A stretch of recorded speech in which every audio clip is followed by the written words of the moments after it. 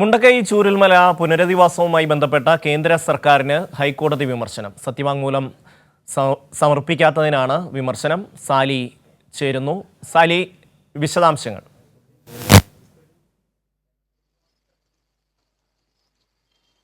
ഷമ്മി, അതായത് ഈ മുണ്ടക്കൈ ചൂരൽമല പുനരധിവാസത്തിനായി 529 കോടി രൂപ വായ്പയായി കേന്ദ്ര സർക്കാർ സംസ്ഥാനത്തിന് അനുവദിച്ചിരുന്നു. പക്ഷേ അതിന് ഒരു ഉപാധി വെച്ചിരുന്നത് ഈ മാർച്ച് 31-നകം ഈ ഫണ്ട് നിർമ്മാണം പൂർത്തിയാക്കി അതിൻ്റെ യൂട്ടിലൈസേഷൻ സർട്ടിഫിക്കറ്റ് കേന്ദ്ര സർക്കാരിന് നൽകിയാൽ മാത്രമേ പണം നൽകൂ എന്നുള്ള ഒരു വിചിത്രമായൊരു നിബന്ധന വെച്ചിരുന്നു. അത് കോടതിയിലെത്തിയിരുന്നു. ഇതുമായി ബന്ധപ്പെട്ട് കേസുകൾ പരിഗണിക്കുന്ന സ്വമേധയാ എടുത്ത കേസ് പരിഗണിക്കുന്ന ഡിവിഷൻ ബെഞ്ച് ആ കേസ് പരിഗണിച്ചിരുന്നു. അതിനുശേഷം ഇതിൽ എന്തെങ്കിലും വ്യക്തത വരുത്താൻ കഴിയുമോ അല്ലെങ്കിൽ ഇളവ് നൽകാൻ കഴിയുമോ എന്നതിൽ ഒരു സത്യവാങ്മൂലം നൽകാൻ കുറേ മാസങ്ങൾക്ക് മുമ്പ് തന്നെ കോടതി കേന്ദ്ര സർക്കാരിനോട് ആവശ്യപ്പെട്ടിരുന്നു. പലതവണ കേസ് മാറ്റിവെച്ചു.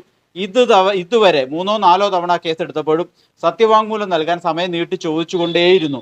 ഇന്ന് ഹൈക്കോടതിയിൽ എത്തിയപ്പോഴും സത്യവാങ്മൂലം നൽകാൻ കേന്ദ്ര സർക്കാർ തയ്യാറായില്ല. പക്ഷേ ഹാജരായ കേന്ദ്ര സർക്കാരിൻ്റെ അഭിഭാഷകൻ ഒരു കാര്യം വാക്കാൽ പറഞ്ഞു. ഈ മാർച്ച് 31 എന്നത് ഡിസംബർ 31 വരെ നീട്ടിയിട്ടുണ്ട് എന്ന് വാക്കാൽ പറയുകയായിരുന്നു. അതോടെയാണ് ജസ്റ്റിസ് ജയശങ്കർ നമ്പ്യാർ ക്ഷുഭിതനായത്. എന്തുകൊണ്ടാണ് ഇക്കാര്യം സത്യവാങ്മൂലമായി നൽകാത്തത് എന്നതാണ് കോടതിയുടെ ചോദ്യം. ഇതിൻ്റെ ഈ സമയപരിധി സംബന്ധിച്ചൊരു വ്യക്തത വരുത്തി കോടതിയെ രേഖാമൂലം അറിയിക്കാൻ കേന്ദ്ര സർക്കാരിന് എന്താണ് തടസ്സം? കലക്കവെള്ളത്തിൽ മീൻ പിടിക്കാൻ കേന്ദ്ര സർക്കാർ ശ്രമിക്കരുത്. ഉദ്യോഗസ്ഥർ ഇക്കാര്യത്തിൽ കോടതിയുടെ മുകളിലല്ല, ദില്ലിയിലിരിക്കുന്നവരെ ഇങ്ങോട്ട് ഇപ്പോഴത്തെ ഉടനെയുള്ള ഫ്ലൈറ്റിൽ ഇന്ന് തന്നെ വിളിച്ചു വരുത്താൻ കോടതിക്ക് അറിയാം എന്നും ജയശങ്കരൻ നമ്പ്യാർ മുന്നറിയിപ്പ് നൽകി.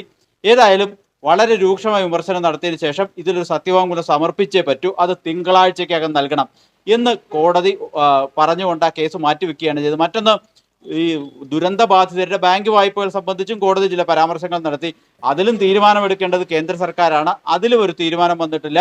ബാങ്കുകൾ ഈ ആളുകൾക്ക് നോട്ടീസ് അയച്ചു തുടങ്ങി. അതൊക്കെ കോടതിയുടെ ശ്രദ്ധയിൽപ്പെട്ടിട്ടുണ്ട്. അതൊക്കെ കേന്ദ്ര സർക്കാർ ഒരു വ്യക്തത വരുത്തണം എന്നും കോടതി ഓർമ്മിപ്പിച്ചു. ഏതായാലും അടുത്ത ബുധനാഴ്ചത്തേക്ക് കേസ് മാറ്റിയിട്ടുണ്ട്. ഇത് കോടതിയിൽ നടന്ന ഏറ്റവും പ്രധാനപ്പെട്ട മറ്റൊരു കാര്യം, ഈ മാർച്ച് 31 എന്നത് ഡിസംബർ 31 നീട്ടിയിട്ടുണ്ട് എന്ന വിവരം കോടതിയെ കേന്ദ്ര സർക്കാരിന്റെ അഭിഭാഷകൻ അറിയിച്ചിട്ടുണ്ട് എന്നുള്ളതാണ്. സാലിയാണ് കൊച്ചിയിൽ നിന്ന് വിശദാംശങ്ങൾ നൽകിയത്.